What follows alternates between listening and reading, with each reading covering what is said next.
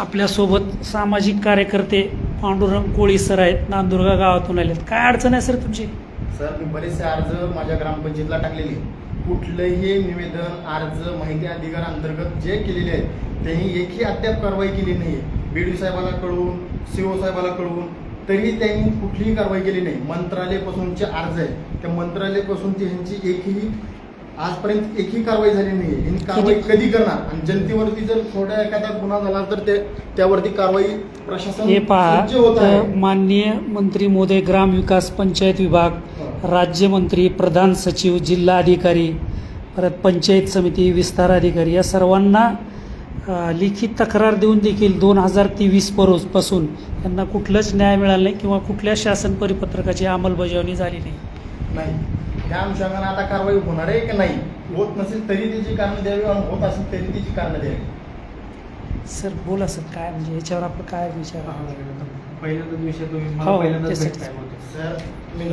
Sir, Raut साहेब पहिल्यांदाच त्यांच्यासमोर हा विषय आलेला आहे.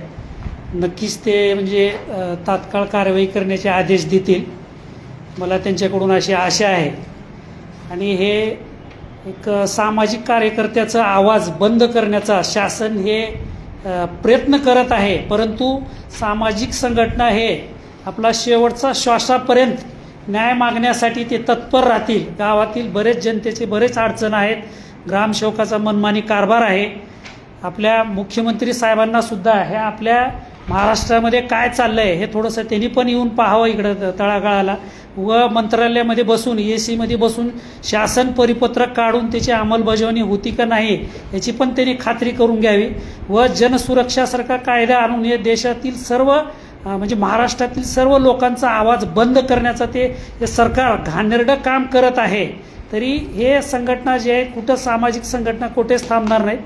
आता राऊत साहेब, काय याच्यावरती काय कारवाई करण्यात येईल?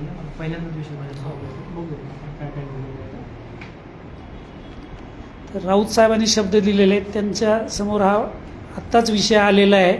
मी आशा करतो की त्यांनी नक्कीच या सामाजिक कार्यकर्ते कोळी पांडुरंग यांना न्याय भेटेल.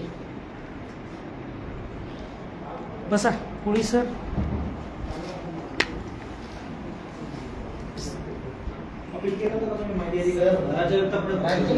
म्हणून तर देऊ तुमच्या पाहिजे. त्यांनी घेणारच कोणाला एक सांगा, पण आम्हाला एक सांगा की दडग्याची भाषा घेऊन तुम्ही वापरा, आम्ही त्यांना त्यांच्याशी नीट करू. फक्त तुम्ही एक पत्र द्या की आम्ही त्यांची